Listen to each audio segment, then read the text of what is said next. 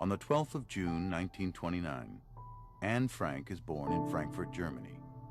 She is the second child of Jewish parents, Otto and Edith Frank. Her older sister is called Margot.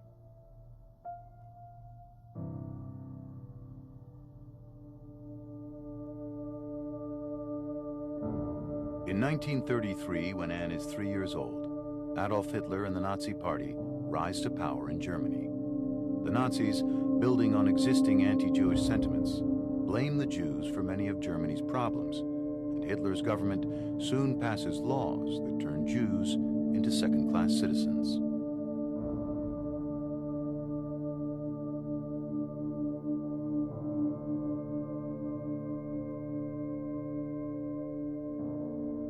As a result, many German Jews decide to leave Germany and seek refuge elsewhere. The Frank family moves to Amsterdam, the Dutch capital, where Otto Frank establishes his own business. The family settles in, leading a normal life for a number of years.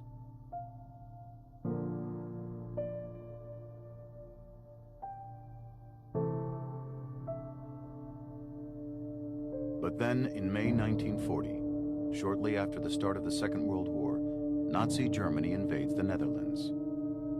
It installs an oppressive regime and starts isolating the Jewish population.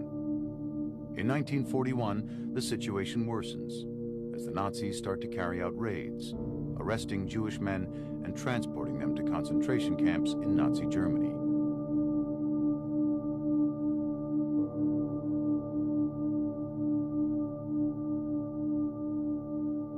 In July of 1942, when Margot receives a call-up notice to go and work in Nazi Germany, Otto and Edith Frank decide to take action. Having already prepared a hiding place in an empty part of Otto Frank's company building, they hurriedly move their family into the secret annex and go into hiding.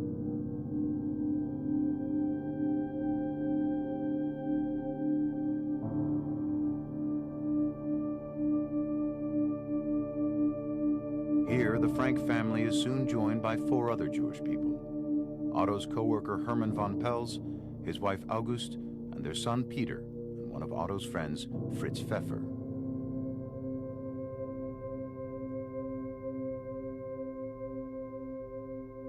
It is this group of 8 people that will live together in the small annex for more than 2 years, sharing the burden of living in hiding with the constant fear of being discovered. All this time, they are cared for by 6 helpers, trusted employees of Otto Frank, who supply them with food and other necessities.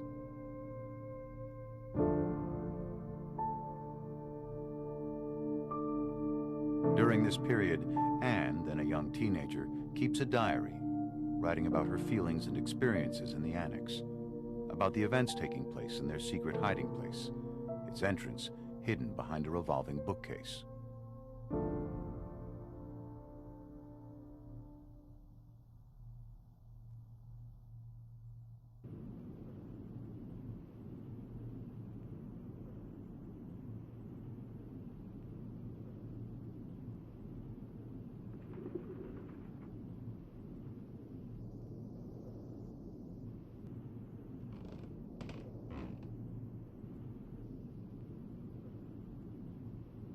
Countless friends and acquaintances are on their way to a horrible destination.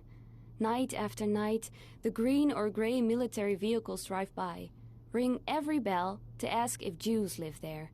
If so, the whole family has to go along right away. If not, they move on. No one can escape their fate unless they go into hiding.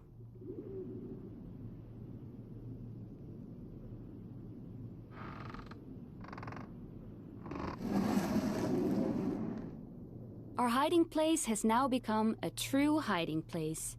Mr. Kugler, you see, thought it would be better to place a cupboard in front of our door. But then, of course, a cupboard on hinges that can open like a door. Now, when we want to go downstairs, we have to duck first, then jump. After 3 days, we were all walking around with bumps on our foreheads, because everyone kept banging their heads against the low doorway. Peter then made the door frame as soft as possible by nailing to it a cloth full of wood shavings. We'll see if it helps.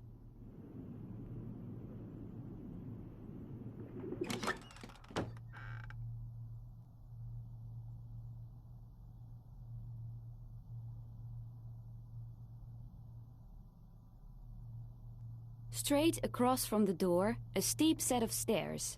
To the left, a little hallway and a room, which is to be the Frank family's living room and bedroom.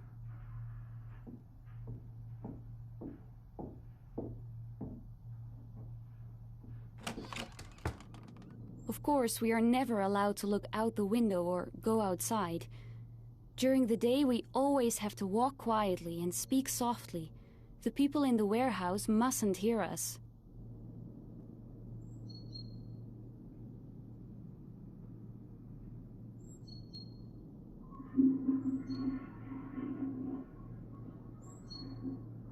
It weighs on me more heavily than I can say that we can never go out, and I am terribly afraid that we will be caught and executed. That, of course, is not a very pleasant prospect. We always look forward to those Saturdays, because that's when the books arrive. Normal people don't know how much books mean to someone who is locked up. Reading, studying, and the radio are our only distractions.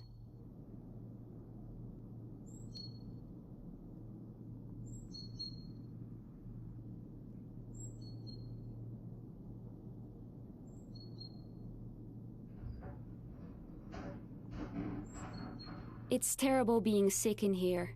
Whenever I had to cough, I would crawl down deeper under the blankets and try to quieten my throat as gently as possible.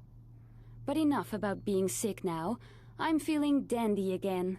I've grown half an inch, put on 2 pounds, pale and eager to learn.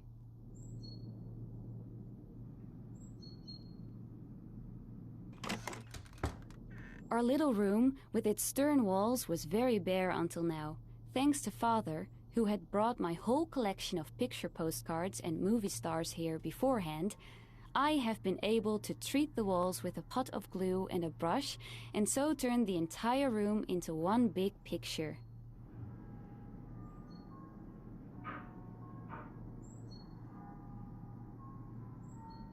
Writing lets me get rid of it all.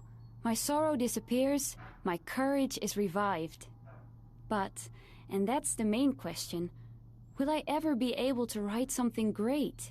Will I ever be a journalist and a writer? I hope, oh, I do so hope I will, because writing lets me register everything, my thoughts, my ideals, and my fantasies.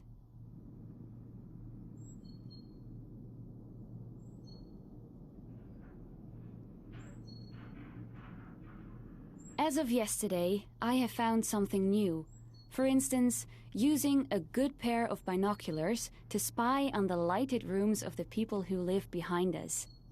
During the day, we are not allowed to open the curtains even an inch, but when it's so dark, there can be no harm in it.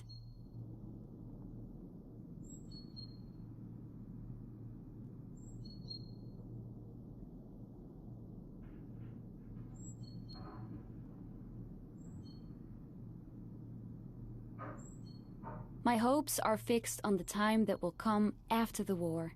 I would love to go to Paris for a year and London for a year to learn the language and study art history.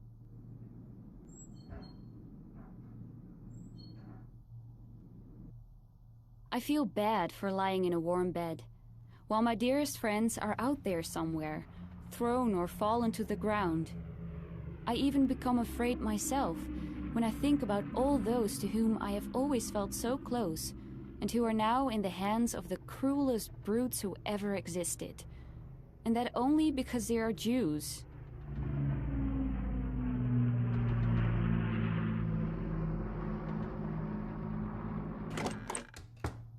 Margot and Mother are on pins and needles. Shh, Father. Quiet, Otto. Shh. It's 8:30. Come here now. You can't run the water anymore. Walk quietly. These are the various cries that go out to Father in the bathroom. At the stroke of 8:30, he must be in the room.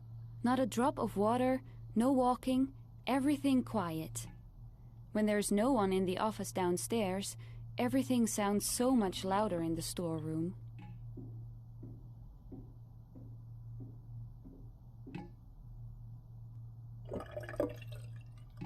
I have changed, and very thoroughly too.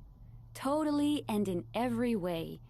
My opinions, outlook, judgment, appearance, inner life, everything has changed, and I am pleased to say, because it's true, for the better.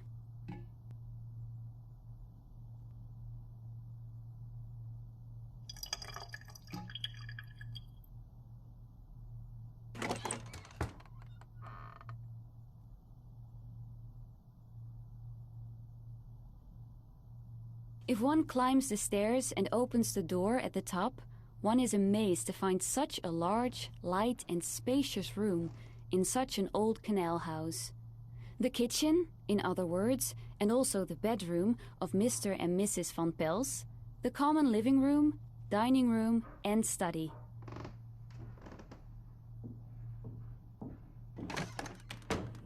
That difference, that huge difference, is always there. One day we're laughing about the ridiculous side of being in hiding, but the next day, and for many days after that, we are afraid.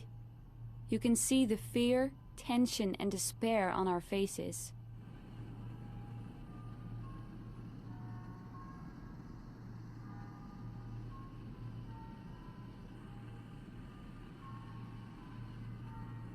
This is the BBC Home Service. Here is a special bulletin. This is the day. The English radio said at 12 o'clock. And rightly so, this is the day.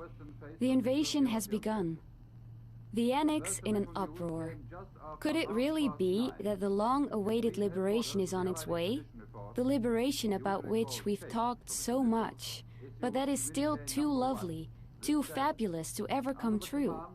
Could this year, this 1944, grant us victory? We don't know yet either, but the hope that springs eternal makes us brave, gives us renewed strength.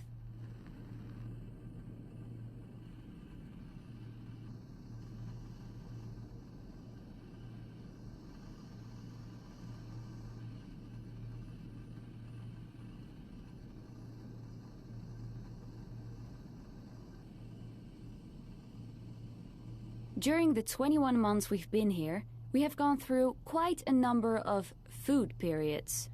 By food periods, I mean periods during which one gets nothing else to eat but a certain dish or certain vegetables. It is not nice at all to have to eat sauerkraut, for example, every day at lunch and at dinner again. But when you're hungry, there are lots of things you put up with.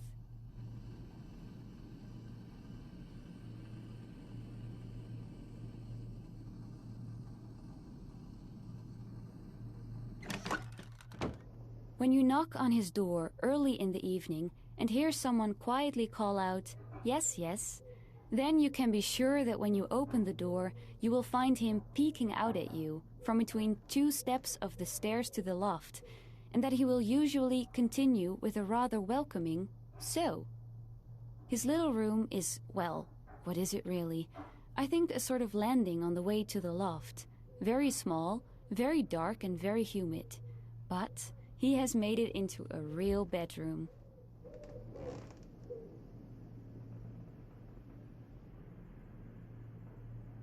Whenever I went upstairs to Peter's room, by daylight, I always found the atmosphere very cheerful. I watched for an opportunity to remain in the room unnoticed and to get him talking, and yesterday that opportunity arose.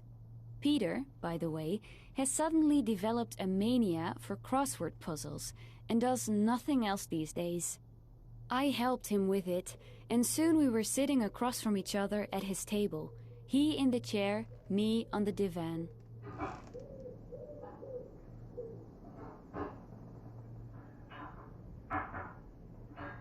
Do you really think that father and mother would approve of me sitting on a divan with a boy, kissing? A boy of 17 and a half and a girl of almost 15? I don't really think so. But I have to rely on myself in this case. It's so peaceful and safe to lie in his arms and to dream. It is so exciting to feel his cheek against mine. It's so lovely to know that someone is waiting for me.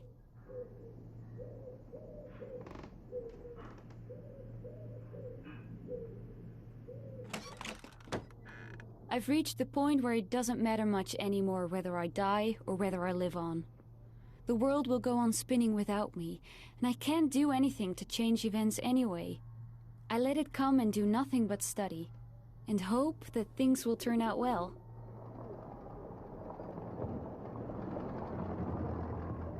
I go up to the loft almost every morning to let the stuffy indoor air blow out of my lungs. This morning, when I went to the loft again, Peter was there cleaning up. He was done quickly, and while I was sitting at my favorite spot on the floor, he came over too. The two of us looked at the beautiful blue of the sky, at the bare chestnut tree with little drops glistening on its branches, at the seagulls and other birds that seemed made of silver in the sunlight, and all of that moved and touched both of us, so that we could no longer speak.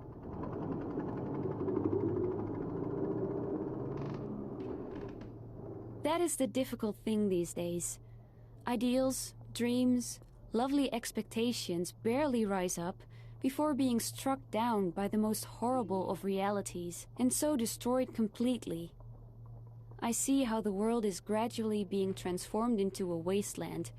More and more loudly, I hear the incoming thunder that will kill us too. I feel the suffering of millions of people, and still, when I look at the sky, I think that all this will finally turn out for the good.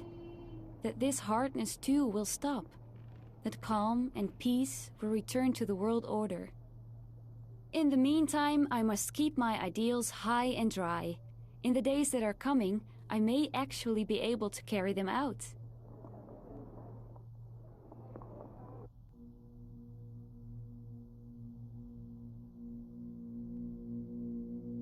On the morning of the 4th of August, 1944, the hope Anne is holding on to is suddenly all lost.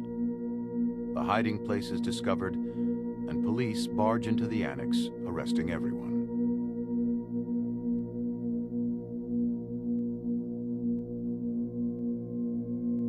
The group is transferred to Auschwitz, and men and women are separated upon arrival. After 2 months, Anne and her sister Margot are transferred to Bergen-Belsen. The living circumstances in the camp are horrific. And in February 1945, Anne and Margot both die from illness and exhaustion, 2 months before the camp is liberated. Of the entire group, only Otto Frank survives the camps. When he returns to the Netherlands, he finds the annex completely ransacked. Most of Anne's writings, however, had been safeguarded after the raid by one of the helpers, Miep Gies. When it becomes clear that Anne has died, they are handed over to Otto. Upon discovering Anne wanted to publish a book about her experiences, he decides to fulfill her wish. In 1952, Diary of a Young Girl is published in English. It will become one of the most read books in the world, translated into more than 70 languages.